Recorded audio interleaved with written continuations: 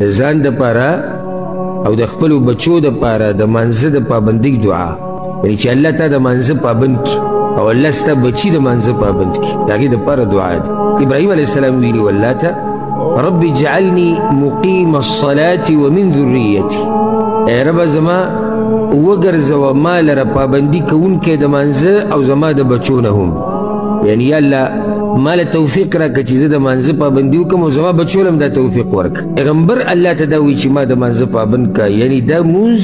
په دې کې ګنجایش د پیغمبرانو سره هم نشته، یعنی پیغمبرانو سره دا گنجایش نشتی چې مونږ پکې پرېږدي. ابراهیم علیه السلام وایي ای ربه زما وګرځوه ما لره پابند د مانځه او بچي زما هم. بله فایده د بچو دپاره خلک دا قسمه دعاګانې غواړي، ځکه چې دا خبره یاده که، دا یاده که دا خبره چې کله ستا بچي د مانځه پابند وکنه